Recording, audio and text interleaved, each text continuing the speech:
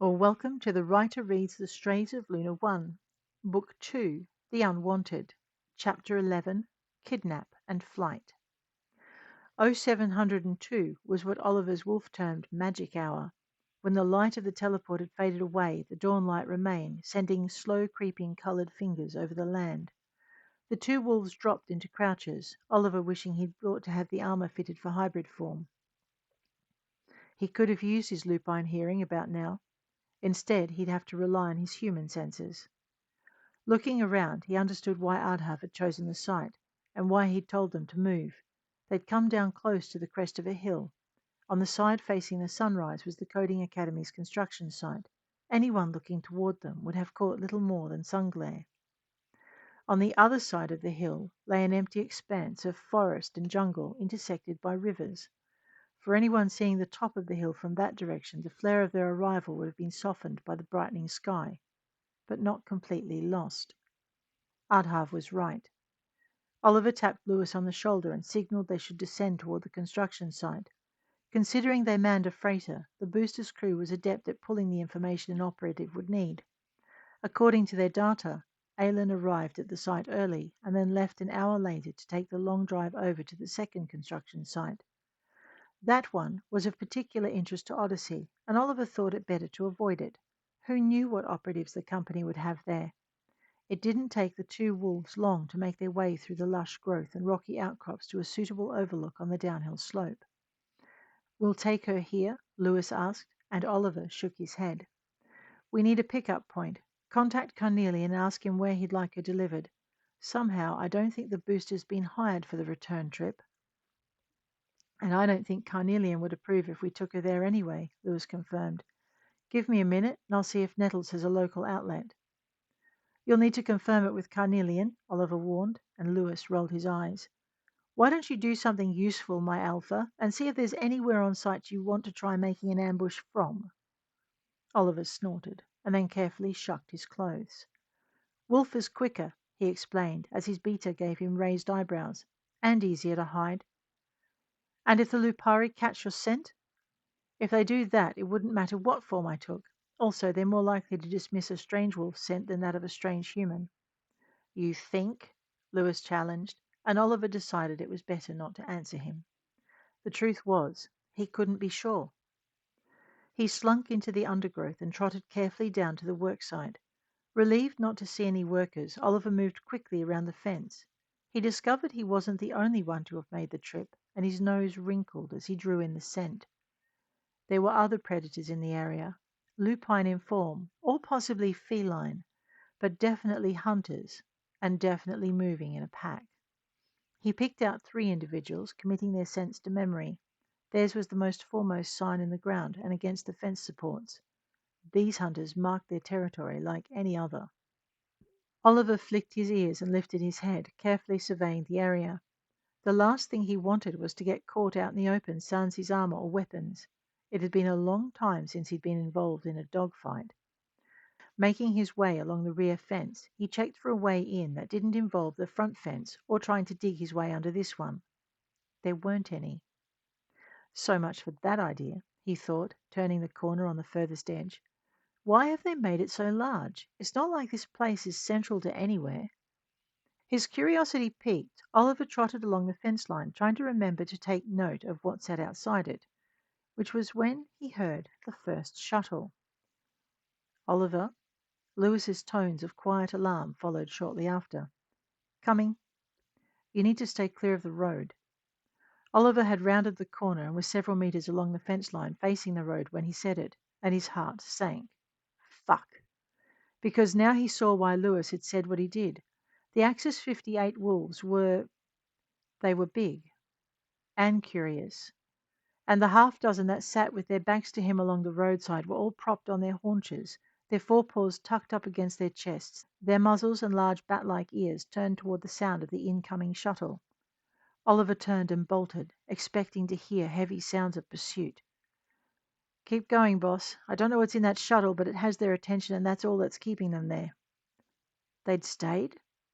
Lewis's next comment sounded like he'd pulled that thought straight from Oliver's head. "I don't like their chances." I don't like your chances of them not having heard you, his beater told him.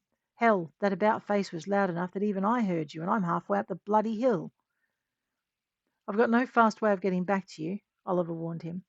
Well, you either better think of one or you better tell me what the plan is so we can meet somewhere in between. The plan. Oliver thought fast. The plan is to use the cover of the shuttle to get inside, or, failing that, to get inside and ambush her when she gets back into the shuttle. If we lose her here, we've got no way of catching up to her until tomorrow. And Carnelian's people are expecting us tonight at the fishing lodge outside of town. They are? You did say for me to organize a rendezvous point, but the lodge? My thoughts exactly. Lewis paused. Boss, I don't like the feel of this. You and me both, Oliver told him, just as the first howl broke the morning silence. Fuck! He put on a spurt of speed. You can ease off the pace, bro. They're not chasing you. Lewis sounded suspiciously close to laughter. Then what's all the noise about? You're not going to believe this, but Lewis shared what he was seeing, and Oliver saw why he was laughing. The Axis 58 wolves still stayed propped on their haunches, but now they raised their muzzles to the sky, lifting their voices in a mournful song of greeting.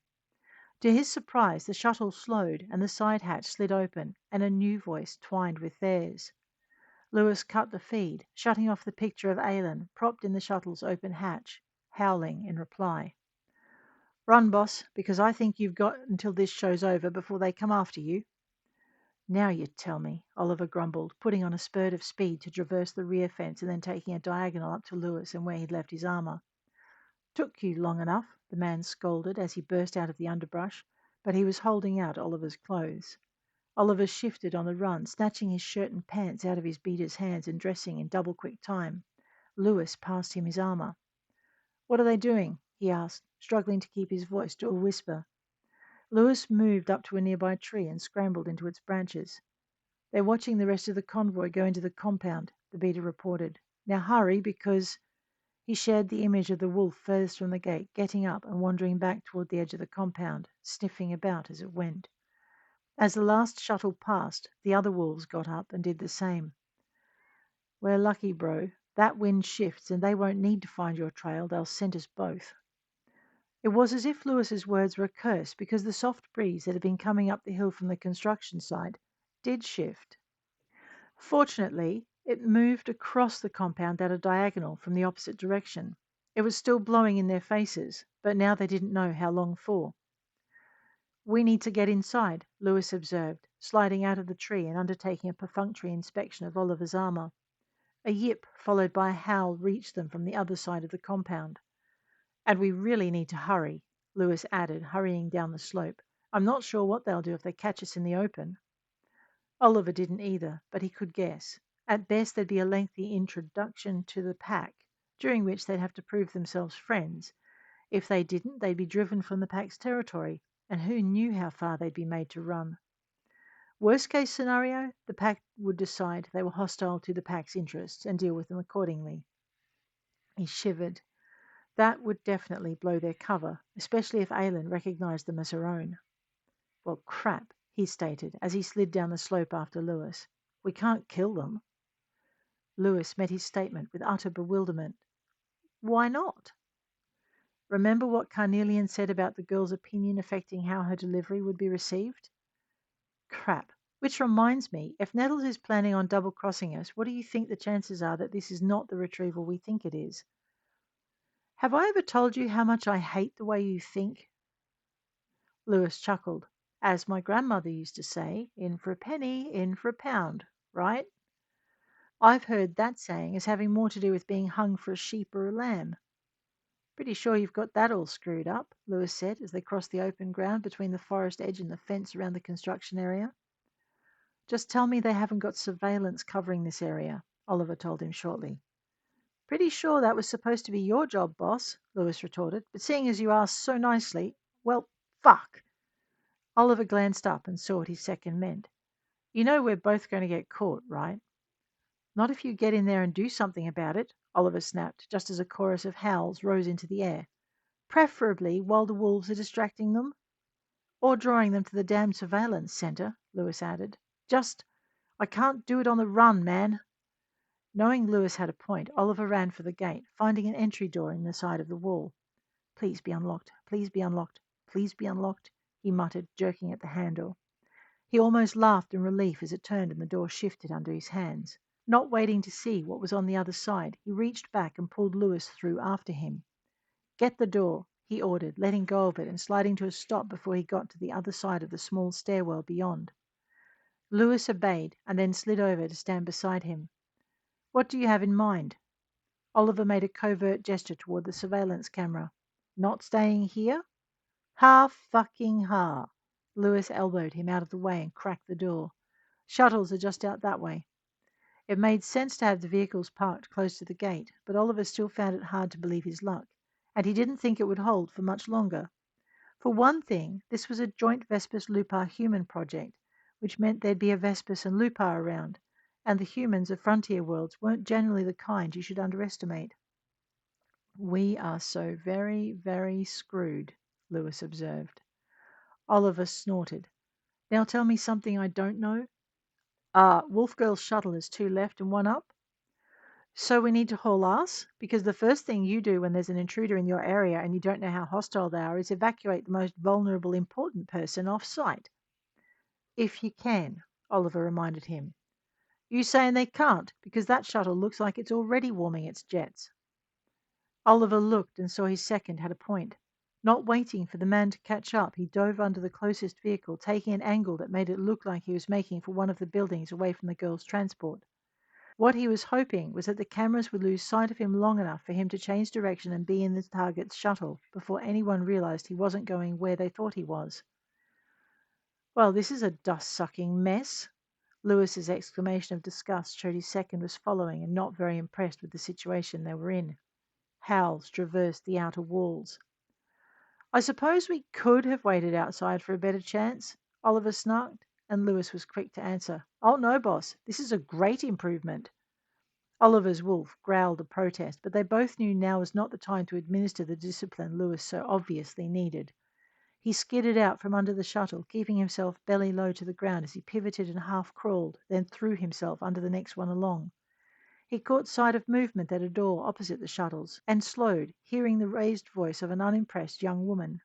I do not need to evacuate the area. I faced down Rennett's worst and fought alongside mercenaries to free my mate's future world. I am not helpless. Oliver didn't wait to see what her security detail's response would be to that, but he'd have bet his life those wolves answered directly to the Star Shadow air for the girl's safety. Not looking to see if she was coming or how close she was, Oliver crouched round to the door on the opposite side of the shuttle. Lewis! Oh, now the man wants me to hack him a path. Coming right up, big bad boss man, you know, courtesy of me and my magic fucking wand. Oliver agreed with his wolf. His beta needed a reminder of where exactly his place in the world truly was, and neither of them had time to administer it. Visceral disciplinary responses aside, Oliver moved over to give Lewis space to work on the access panel on the rear storage compartment. A quick scan of the area showed they were in a blind spot, although how much longer it would be before the other pilots returned to their shuttles was anyone's guess. And Oliver wanted to be long gone before anyone had the chance to stumble across him. Did you make sure the system didn't register it? He demanded as the rear hatch opened and Lewis shot him a fierce glare.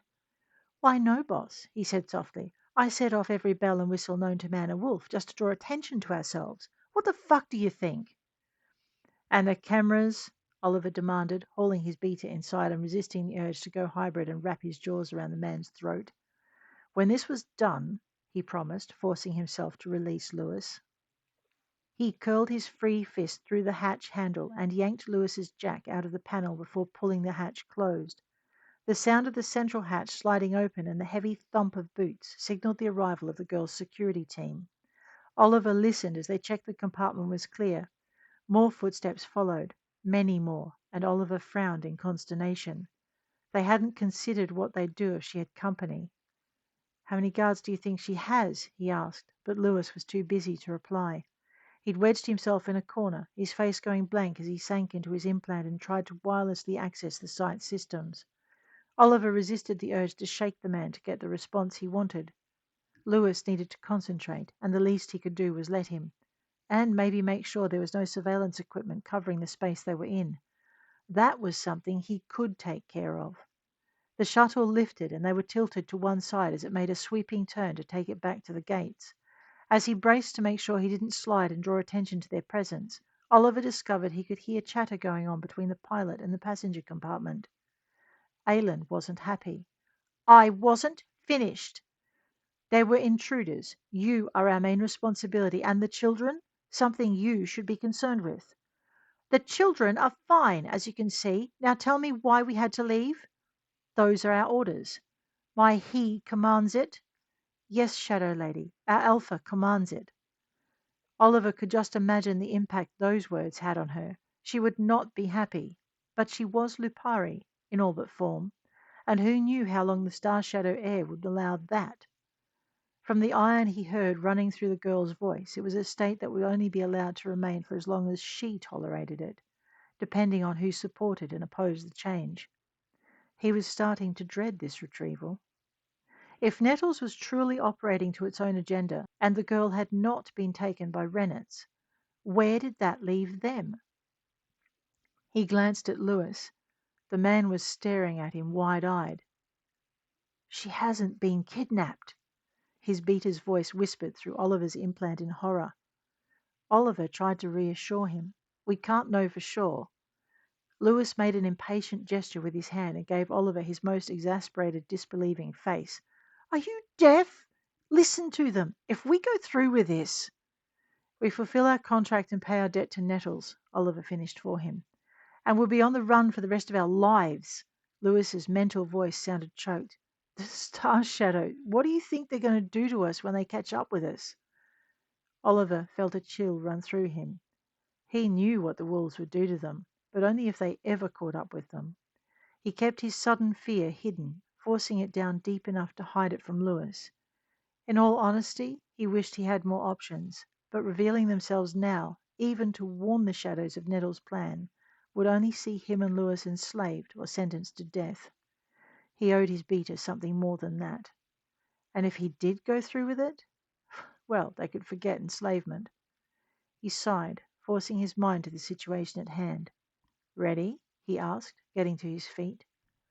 For a minute he thought Lewis was going to rebel, and then his beater sighed. You really think you can get us out of this? Oliver gave him a look that said Lewis had just asked a question he didn't want the answer to, and his beater sighed, his shoulders drooping. As my Alpha commands. The response was one that every Alpha dreaded hearing. It meant they'd pushed their pack as far as it was willing to go, and a rebellion was in the offing. Lewis's reply was fringed in snarls. Oliver dipped his head in acknowledgement and gestured to the hatch. We only get one chance at this. Lewis nodded and sank back into his head, getting into the shuttle's control system and unlocking the connecting door. The minute there was space enough, he pitched 3 gas grenades into the passenger cabin. A startled oath met the sound of the first one hitting a bulkhead and crashing to the floor. It was followed by an equally startled, "My lady!" The snarl that answered that was accompanied by the sound of steel clearing a scabbard as a hand blaster warmed up. Well, that's Oliver began as a multitude of coughing came from the other compartment and the shuttle pitched into a sudden dive. Oliver grabbed Lewis as his beater began to slide. Catching him, he settled him against the wall beside him and braced a leg against him. Get control of it, he snarled, not surprised when Lewis snarled in reply. The snarl was all he got, and he could understand why. He was having trouble keeping his feet as the shuttle yawed and slid. In the room beyond, cries of fear punctuated the coughing, and Oliver frowned. Some of those sounded young. He remembered the girl's security reminding her that the safety of the children should be her concern, and came to a sudden horrified conclusion. There were children on board? As in other children? As in the girl wasn't the only child on board the transport? Oh, hell no. A chill washed over his skin, sinking into his chest to flow into the slow, steady churn of his gut. He'd just made everything worse. Fuck, I'm sorry, Lewis, he thought.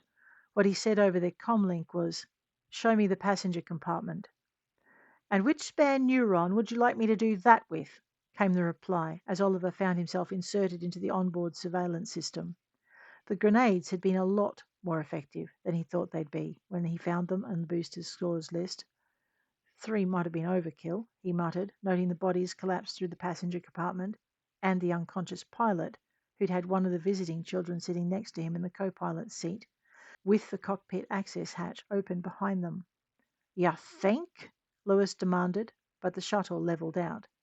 He brought it into land beside a road, setting it down as gently as any pilot. Oliver opened the door leading from the rear compartment to the passenger compartment, and Lewis came to stand beside him. Together they surveyed the passenger compartment, and their spirits fell. Lewis took his eyes off the small, still forms slumped in their harnesses, the not so small but equally still form lying in the aisle between the seats, her arm outstretched for the rear compartment hatch, and glanced at Oliver. "You have put us in it but deep, bro." Oliver curled his lip in a snarl. "Get your mind back on the job. I need you to program this shuttle to wander its ass all over the settlement and then out into the wilderness.